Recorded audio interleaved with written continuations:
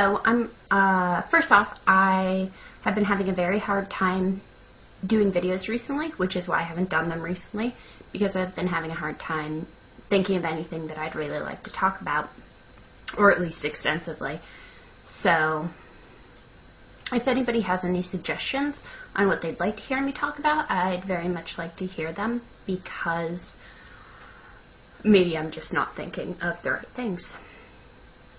Now, there's one thing that I would like to talk about, which is animals, because they're very important to me. I don't know how much they subject interests other people, but what are you going to do? First, I want to talk about domestic animals, or household pets, specifically dogs, because I don't know very much about cats. I'm not particularly fond of them, so I don't know if the same applies to them. Also, you do a lot less training with your cats, so I don't know. What I want to say is that right now the dominant theory about how we should treat animals is through the dominance theory, which pretty much prescribes that you treat dogs in the same way that wolves treat each other, which is be the alpha male or the alpha female, whatever.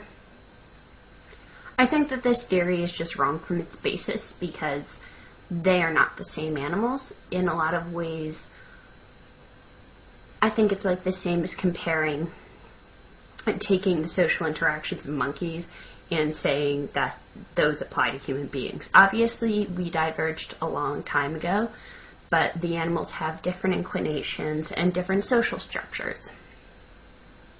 So even today, when we look at roaming packs of dogs that exist, because they do exist, oddly enough, we see that they do not have the same social structures as wolves do. They do not have an alpha, they don't hunt together, and since they don't have an alpha, there isn't only one couple that mates and the whole tribe takes care of them. All animals mate individually. Why they get together, I think, probably has something to do with either the solace of being around your own species, especially given the extreme social nature of dogs, or the security of it. But anywho, the important thing is that they're not the same animals, so dominance doesn't really make a lot of sense, because that doesn't apply to them, especially within the household setting. Dominance, as it pertains to animals, refers to and is in the use of establishing who has the most rights to certain resources, food, mating rights, and like preferred sleeping or lounging spots. We can see immediately that this is not the case for household dogs. There is no problem with who has the most resources. The dog has all the resources that it needs, and it doesn't infringe upon the resources that you need at all. So, in this context, the idea of a dominance hierarchy doesn't make sense. It doesn't apply.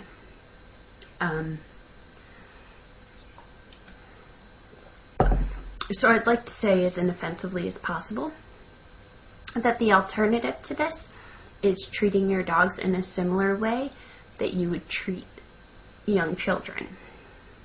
Not exactly the same, because then you have to take into consideration the nature of the animal and its capacity for rationality, which the dogs does not equal a child's. Even if it does at a certain age, it no longer does when it grows up. So what I do mean when I say that you can think of it in the same way is, first off, that punishments are not useful, because you're not addressing the underlying cause of the problem. So let's say your dog has food aggression or displays any type of aggression, barking, snapping at people, or if you dislike your dog jumping up on people, which I don't see a really big problem with. It's not a dominance thing. They're just excited to see people. But if you do, punishing them is not actually addressing the problem that they're having. Probably if they are having a problem, it has a lot to do with either two factors. Either that they're scared. They're scared of the people they're surrounded by, the punishments that have been bequeathed upon them so far, or a turbulent environment. A dog is very, just as a child is, in tune when a lot of things are going wrong. If you start to cry around a dog, it starts to whimper or come and try to give you kisses. It will start yelping if you start arguing around it, because dogs can also smell different things going on within your body. So, a lot of time, a dog is upset and misbehaving because it's very scared. And the way to address somebody being scared is not to hit them. What you do is find out what the problem is and try to make it so that they're calmer and more relaxed. So I think that that's very important.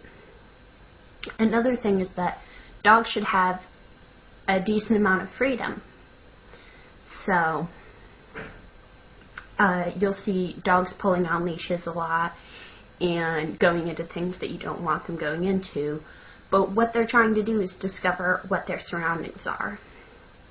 And this also means that they're very interested in discovering what will be a good thing for them to do to get along amicably and what will be a bad thing to do to get along amicably. And what that means for dogs a lot of times is what will give them attention. Dogs were bred originally from rather not submissive animals, but less flightish wolves who were willing to come around animal civilization. And eventually we bred more and more docility into them. And also more traits that we wanted to see in dogs, which was obedience and companionship. The two are generally opposing, but not obedience, but just non-aggressiveness like wolves have. We don't want them to behave in that way.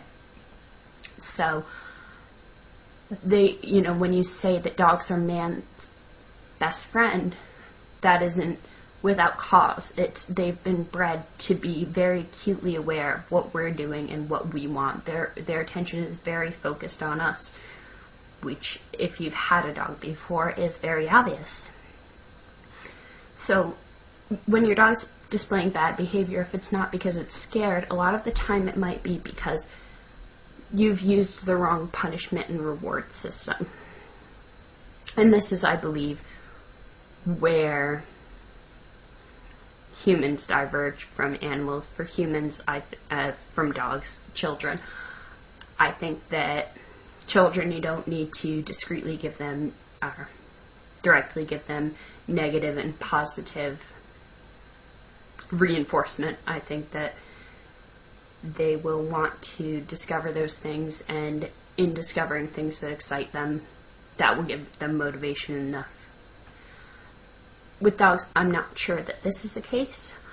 I would love to say you could take an unschooling approach to dogs, but unfortunately I don't have the theory to back that up, or evidence to back that up.